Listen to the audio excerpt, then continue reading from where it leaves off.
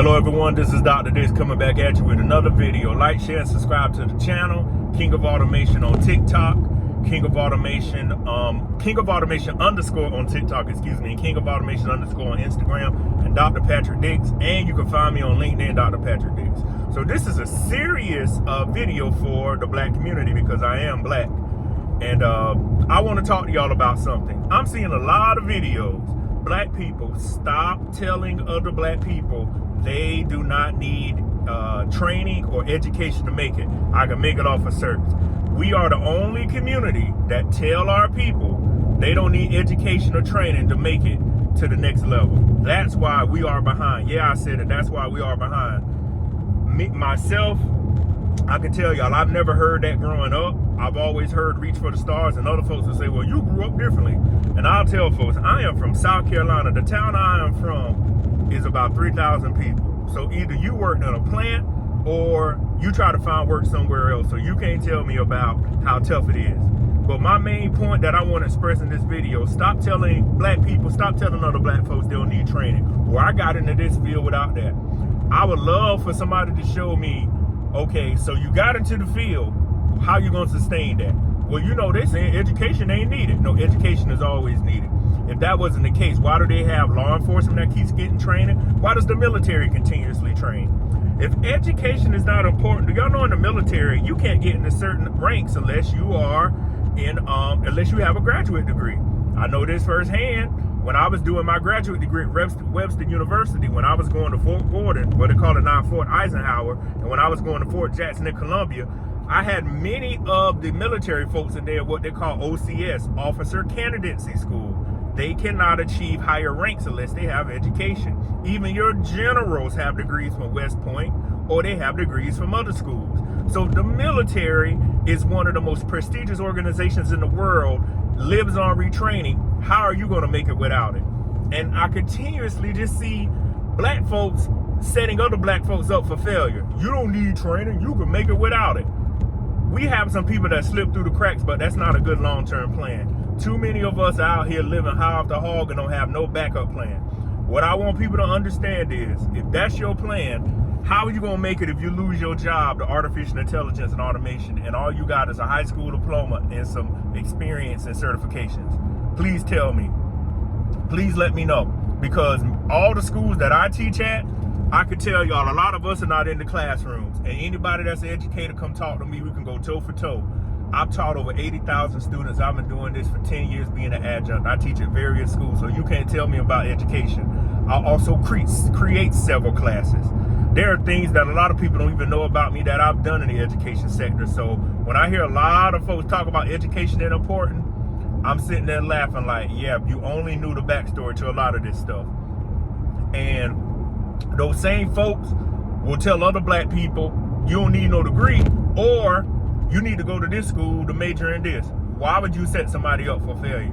It's like when I hear people, younger kids, I talk to them, I'm like, why did you major in that? I'm like, your degree is worthless. I don't hold it back. I told one of the young guys I know, I said, your degree is worthless. But I told him, you're almost about to graduate, so you have to finish it out. And I said, when you graduate, you got to get your graduate degree. For some reason now in the black community, we are like, well, I don't need to get no graduate degree. Do you realize most job descriptions have preferred qualifications and they have basic qualifications?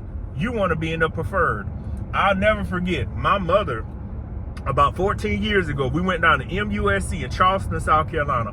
My mom had heart surgery, and I'll never forget this. I remember looking on the bulletin board at all the nurses, and this was November 2010.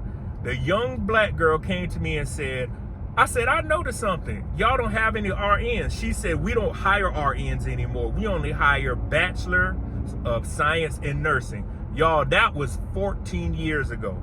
That MUSC, the medical university, was getting ahead of the curve. And we have people now that still do not want to get a graduate degree. I've even talked to people that are RNs. I'm like, why would you put that much time to be an RN versus you could be a BSN? That worked back then. We got to get out of what worked back then and what works in 2024 and here on beyond. What worked in 2020 does not even work in 2024. We got to be real with people. So when people out there, they want to half-ass stuff, as my dad would say, you want to half-ass and they want a big reward. If you don't put the work in, you're not going to get anything. And then when things don't add up or you don't get the result you like, you're going to claim racism. You're going to claim the man don't like me. You're going to claim other people don't like me. You ever looked in the mirror and you ever looked at the mirror and said to yourself, I made the wrong decision, and you know what? I need to talk to somebody that know what they're doing so I can get out of this rut. But no, we just continue to blame other folks and get in more debt and do traveling and get credit cards and get in more debt. Because what everybody wants to do out here is try to outshine people that say, well, I ain't in all that debt and I got this. I said, I could guarantee you, buddy, if you really knew how the money you could make with trading, that's a whole different conversation. But I just sit there and chuckle and laugh because you're going to hit a ceiling. When they lay people off or a company has a reconciliation, you're the first to go. And what you got to remember is, if you just living off a wing and a prayer, like the Bon Jovi song, We're Living on a Prayer, it's going to come to an end. You got to get out here and you got to have everything possible. That's for everybody. I don't want people watching this video and say, well, that's just the black community. No, you got to have it too. I talk about that in all videos. Every community has to have all of the skill sets. The days of getting by on what you look like and who you are coming to an end. A computer system, artificial intelligence and automation, does not care about that. When they lay off 20,000 people, they lay off 20,000 people. And what I also want people to understand, I did a live on this with Dell laying off 12,000 people. I want people to understand, when Dell laid off 12,000 people, do you think Dell cared if they laid off men or women or people of the LGBTQ community? Or do they care if they laid off black people, white people, Asian people, Indian people? When they say 12,000 people got to go, 12,000 people got to go. If your car get pulled, you're out. That's what I want people to understand. When companies have to cut the fat, they don't care what you look like. They don't care about your performance.